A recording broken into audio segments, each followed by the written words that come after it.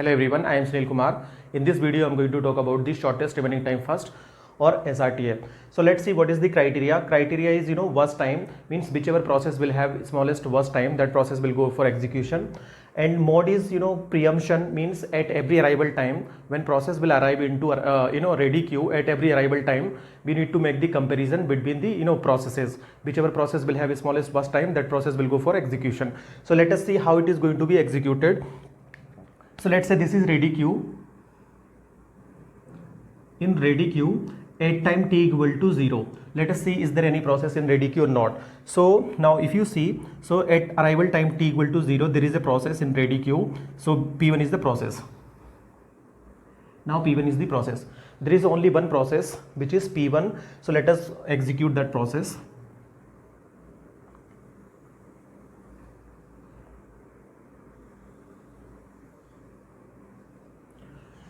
So no, it will start from 0 to, now P1 will execute for how much amount of time. So it will execute for, it wants to execute for 7 seconds, but it will not execute for 7 seconds because next process is coming at next arrival time, which is 1. So we need to execute only for 1 second for P1. So let us execute P1 for 1 second. So now we are going to execute for 1 second, because in this is mode is what preemption, means we can preempt the process and we can check at the next arrival time which process is coming and what is the worst time of that process. So at every arrival time we need to compare the process worst time. So now our next process is coming at arrival time 2, at arrival time 1. That is the reason we are executing P1 for only 1 second. So now P2 is also available in the ready queue. Now at arrival time, by this time 2 processes are available in the ready queue. So we have already executed for 1 second, so it will become 6, correct. Now out of these two processes, because these 2 processes are available in the ready queue, out of these 2 processes, which process is having smallest worst time? So process P2 is having smallest worst time. So let us execute process P2. It wants to execute basically for 5 seconds, but it will not again execute for 5 seconds because we need to check at the next arrival time also what is the worst time. So let us execute P2 for 1 second. So P2 will be executed for 1 second, so it will become 2.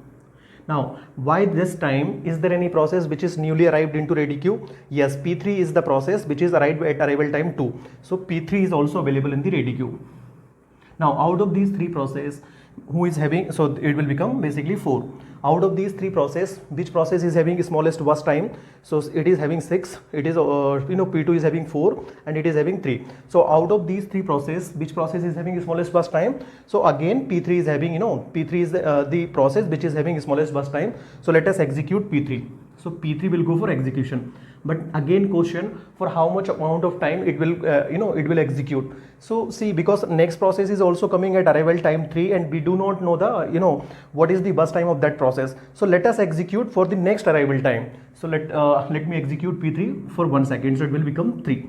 Now by this time, how many processes are available in the ready queue? So one more process which is newly arrived into ready queue, which is P4. So P4 is also arrived.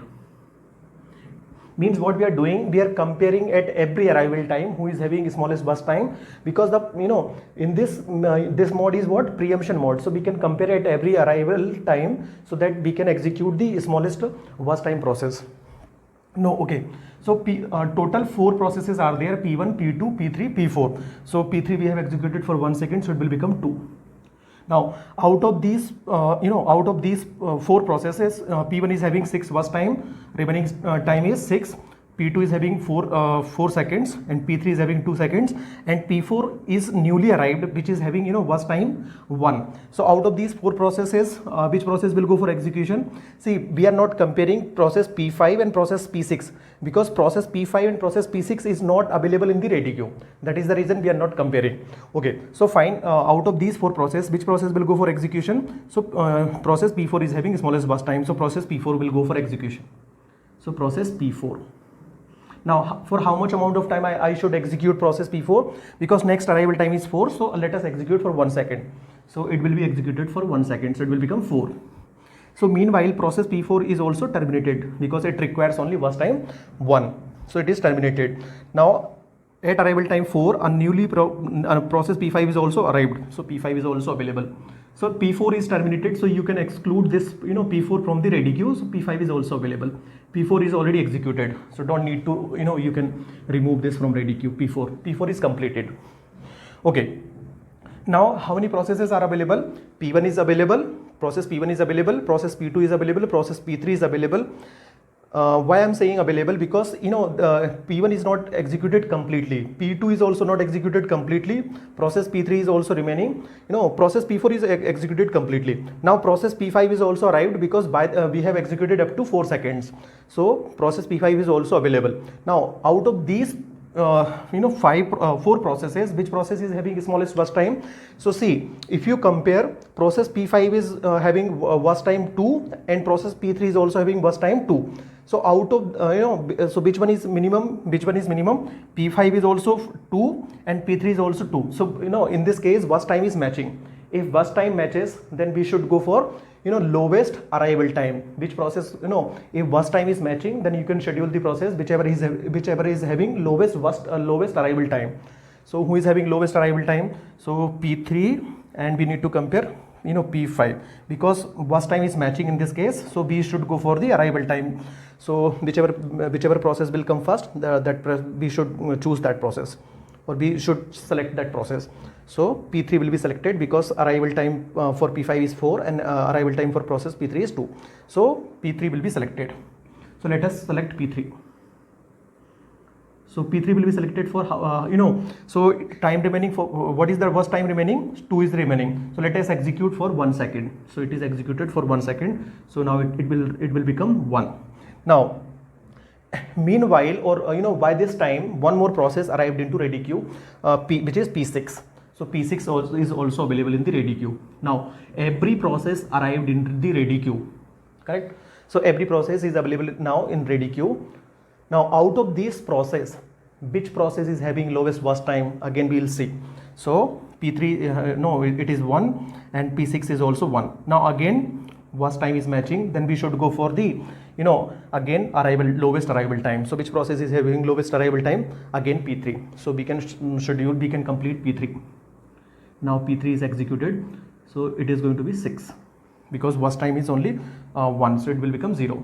Now so because no new process will come into a ready queue, so we can execute the every process completely based on the remaining burst time. So which process is having lowest burst time? Now P6 is available, and P6 is having 1 burst time. So let us execute P6. It will become 7. Now P6 is also excluded, P6 is also completed. Now so it will become 0. Now which process is having lowest burst time? So P5, correct, P5, we can execute P5. So it will become 9. So P5 is also done. Now next is P5 is also done. Next is, so P6 is done, P5 is also done, P4 is also done, then P3 is also completed. Now out of these two processes, which process is having lowest lowest burst time? So P2 is having. So P2 will be executed. P2 will be executed for how much amount of time? So it will be executed for 4 seconds. So it will become 13. Now so only one process which is left, P1. P1 will execute for 6. So it will become, P1 is going to be 19. So let us see, 7 plus 5 12, 12 plus 3 is going to be 15, 15 plus 4 is going to be 19. So this diagram seems to be correct. Okay, now let us calculate, we can calculate the completion time also. Completion time, completion time of every process. What is the completion time of every process? So completion time of every process, what is the completion time of P1? P1 is 19. Now what is the completion time of P2? P2 is 13. What is the completion time of P3? P3 is completed at 6. What is the completion time of P4? P4 is being completed at 4. Now what is the completion time of P5? P5 is 9. Now what is the completion time of P6? It is 7. Okay, so now we have calculated the completion time of every process. Now we can calculate the turnaround time. How to calculate turnaround time? Turnaround time is nothing but the completion, the difference between the completion time minus arrival time. So it is going to be 19, it is going to be 12, it is going to be 4, it is going to be 1, it is going to be 5, it is going to be 2. So total turnaround time, what would be the total turnaround time? 19 plus 12 is going to be 31, 31 plus 4 is going to be 35, 36, 36 plus 36 plus 5 is going to be 41, 41 plus 2 is 43. So 43, this is what the total turnaround time. Now how to calculate average turnaround time? Average turnaround time is nothing but the total turnaround time divided by number of process. How many number of process we are having? Total 6 process. So it is going to be 7.16. So you can calculate. Okay, so now we can also calculate the waiting time of every process. So let us calculate the waiting time of every process. Let me remove this. So waiting time of every process. What would be the waiting time of every process? Let us calculate. So see, what waiting time is nothing but the difference between turnaround time minus watch time. So what would be the difference? 19 minus 7 is going to be 12, then it is going to be 7, then it is going to be 1, it is going to be 0, it is going to be 3, it is going to be 1. So how to calculate average waiting time? Average waiting time is nothing but the total waiting time divided by the number of process. So 19, 20, 20 plus it is going to be 24 divided by 6. So it is going to be 4. So this is what how we can calculate average turnaround time and average waiting time of the process. Let us solve the next example, which is also from the SRTF, shortest remaining time first. So let us see, in ready queue, is there any process or not at time t equal to 0? So there is no process. If you see arrival time, there is no process which is arrived in ready queue at time t equal to 0. So what happened? CPU has to wait for 1 second. So this is after 1 second a process is coming which is P5. After 1 second a process is coming which is P5. So P5 will be available in ready queue after 1 second. So it means what? CPU has to wait for 1 second. So CPU has to wait for 1 second. So this is what? 0 to 1. This is what waiting time of CPU, or you can say CPU idle. Okay, so now we are having only one process in ready queue which is P5. So let us execute that process. For how much amount of time we need to execute? Because we are saying at arrival time 2 there are 2 processes which will come into ready queue, and we do not know about the watch time of those process. So let us execute P5 for 1 second. P5 will be executed for 1 second, so it will become 2. Now by this time in ready queue there are going to be P4 and P6 is going to be in the ready queue. So P4 and P6 will be available in the ready queue. P4 and P6. Now which process will go for execution? Now again we will see whichever process is having lowest watch time, that process will go for execution. So P5. So we have already executed P5 for 1 second, so it will become 7. Now so P4, P5 and P6. So which process is having lowest watch time? So it is 6, it is 7, it is 4. So process P6 will go for execution. For how much amount of time I should execute? See, because at arrival time there is another process which is coming. So let us execute P6 for 1 second. So it is going to be executed for 1 second. So P6, it is going to be 3 because we have already executed. So it will become 3. Now, so by this time, a new process will arrive into ready queue which is P1. So P1 will also be available after 3 seconds into the ready queue. So now which process is having smallest watch time out of these 4 processes? So P1 is having watch time 4, and P4 is having 6, P5 is having 7, and P6 is having 3 seconds. So again if you compare the watch time, so process P6, so whichever process will have smallest watch time, that process will go for execution. So process P6 is having smallest watch time, so process P6 will go for execution. Again let us schedule P6 for how much time? Because we know for after 1 second or arrival time 4, at arrival time t equal to 4, a new process is coming which is P2. So let us execute process P6 for another 1 second, so it will become 4. Now, so it will become 2. Correct? Okay. So by this time a new process will arrive into ready queue which is P2. So P2 will also be available in the ready queue. Now out of these processes, which process is having smallest watch time? So let us compare. So it is 4, it is 2, and P3 is not arrived yet. So yes, P3 is not arrived yet. Now then it is also available, it is also available, it is also available. So P2 and P6 are having same watch time. So which process will go for execution? So process P2 and process P6 both are watch time are matching. Then we should schedule the process based on the lowest arrival time. So in this case, what will happen? P6 will go for execution. Why P6 will go for execution? Because P6 is having smallest arrival time. So process P6 will go for execution again. Process P6. For how much amount of time I should execute? So because a new process, another process is coming at arrival time 5. So let us execute P6 for another 1 second. So it will become 1 and it will become 5. Correct.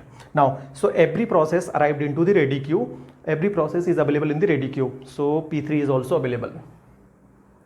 Now, out of these processes, which process will go for execution? Again, so what we will do? Again, we will compare the watch time of every process. So it is 4, it is 2, it is 1. Now we can compare every process watch time because every process is available in the ready queue by this time 5. So P1 is having watch time 4, P2 is having watch time 2, it is having 1, it is having 6, it is having 7, now it is having 1. So again, if P3 and P6 is matching, watch time is matching in for P3 and P6. So what we will do, again we will come, if watch time of process are matching, then we can schedule the process based on the lowest arrival time. So again P6 will be scheduled. So P6 will be scheduled. For how much amount of time I can execute P6? So I can execute for the remaining time because I know no process will come after arrival time 5. So every process is available now. So we can execute. So it will become 0. So it is going to be 6. Okay. Now which process will go for execution? P3, because only P3 is having smallest watch time. So P3 will go for execution. So it will become 7. So it will also become 0. Now which process will go for watch time? Which process will go for execution? So whichever is having lowest watch time, that process. So it is only P2. So it wants to execute for 2 seconds. So it will become 0. So it is going to be 9. Now which process will go for execution? P1 is having 4 and P4 is having 6 and P5 is having 7. So obviously P1 will go for execution. So it is going to be 13 and it is going to be 0. Yes, out of these two processes, which process will go for P4? Correct? P4. So it is going to be for how much amount of time? 6. So it is going to be 19. Now, so it will become 0. Now only remaining process, which is P5. So let us execute that. P5. So it is 26. 19 plus 7 is going to be 26, correct? So let us calculate the completion time of every process. So completion time of every process, how to calculate completion time of every process? So completion time of P1 is what? 13. So it is going to be 13. What is the completion time of P2? P2 completion time is 9. What is the completion time of P3? P3 is being completed at 7. Now what about P4? P4 is 19, correct? Now what about P5? P5 is being completed at 26. Now what about P6? P6 is completed at 6. So this is what the completion time of P6. So now how to calculate turnaround time of every process? So turnaround time is nothing but the difference between completion time minus arrival time. So if you make the difference, it is going to be 10. So it is going to be 5. It is going to be 2. It is going to be 17. It is going to be 25. 25, and it is going to be what? 4. Now how to calculate waiting time of every process? Waiting time of every process, the difference between turnaround time minus watch time. So it is going to be 6, it is going to be 3, it is going to be 1, it's going to be 11, it is going to be what? 17, it is going to be 0. So this is what the how to calculate average turnaround time. Average turnaround time is nothing but the total turnaround time divided by the number of process. So what is the total turnaround time? So 15 plus 2 is what? 17 plus 17 is what? 34 plus 29. 34 plus 29 is what? 34 plus 29. 3 3 3 6, so 63, correct. So it is what, 63 divided by number of process is what, 6. So if you calculate this, it is going to be 10 and dot 6 30, so 10.5. It is going to be 10.5, correct.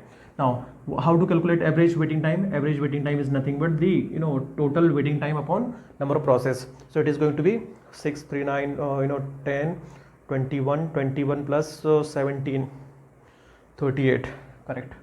38 divided by 6, so it will become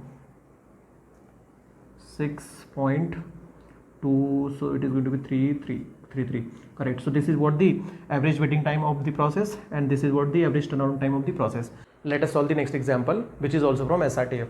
Shortest remaining time first. So let us assume this is ready queue.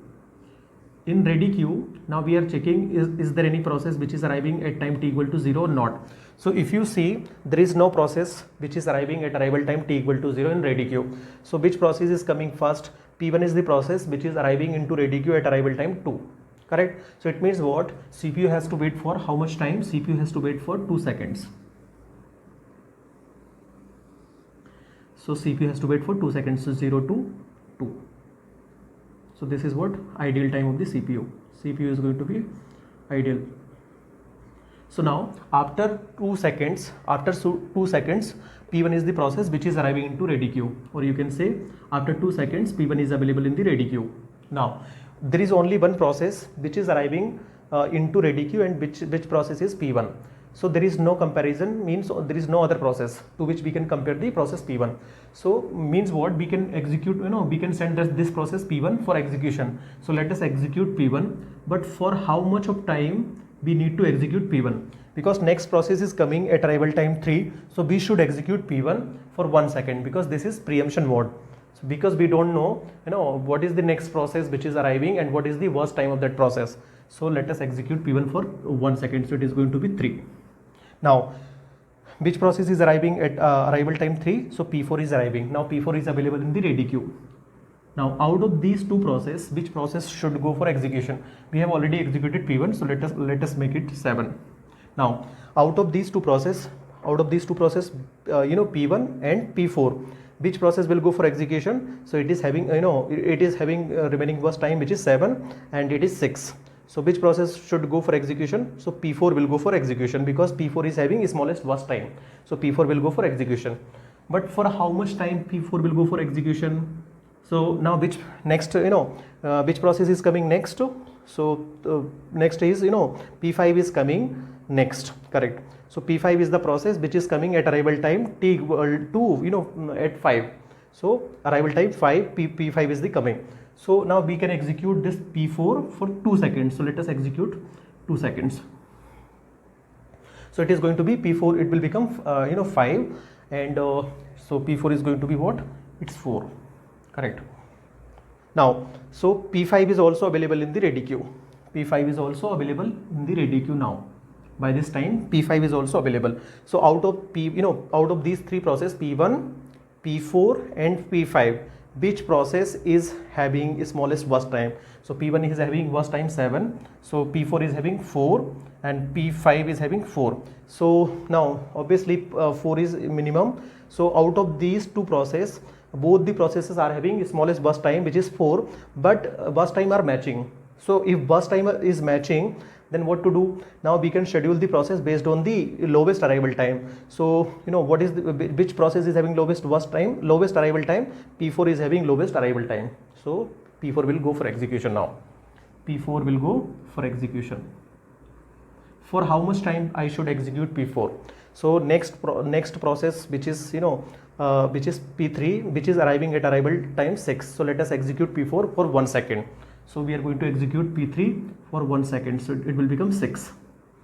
So we have executed P1 for 1 second, P4 for 2 seconds, correct, and then P4 again for 1 second. So it will become 3, correct. Okay, now we have executed up to 6. So by this time another process is arrived into ready queue, which is P3. P3 is also available in the ready queue. Now out of these 4 processes, which process will go for execution? So P1 is in ready queue, P1 is available. In ready queue, P4 is also available. P3, P4, P5 is available.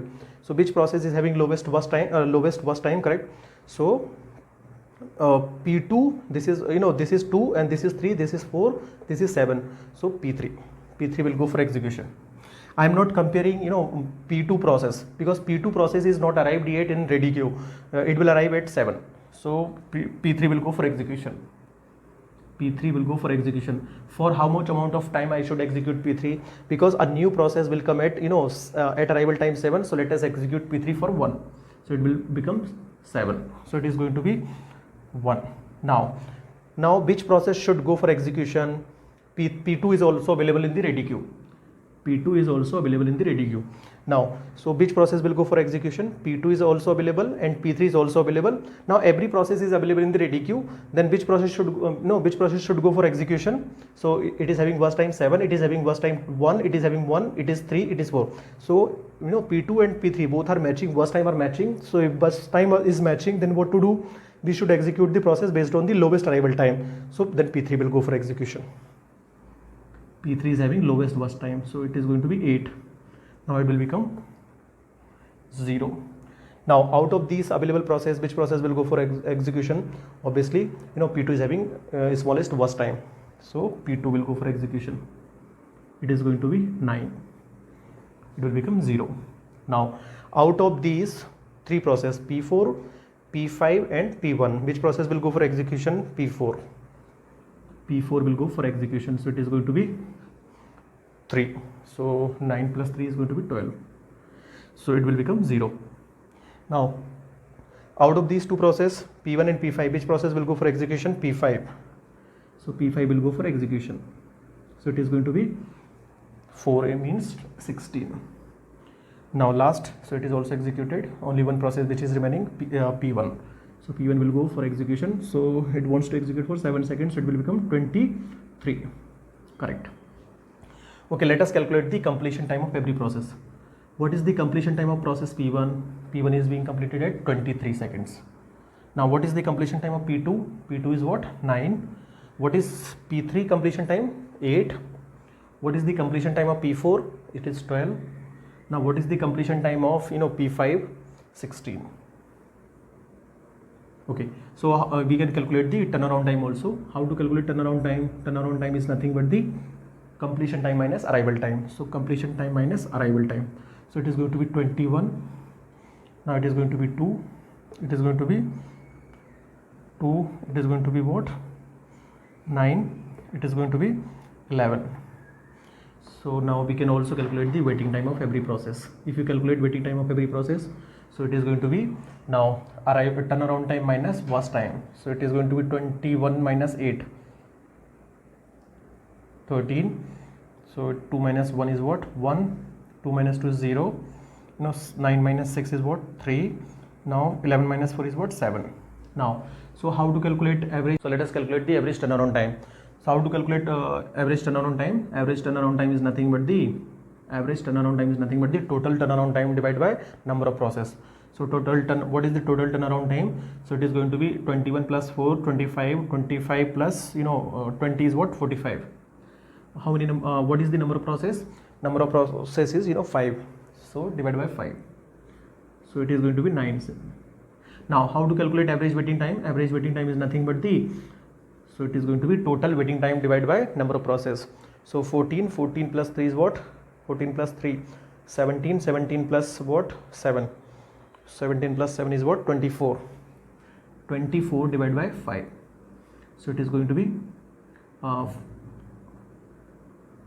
4, 8. Correct. So this is what the average waiting time and this is what the average turnaround time. So this is about the shortest remaining time first algorithm.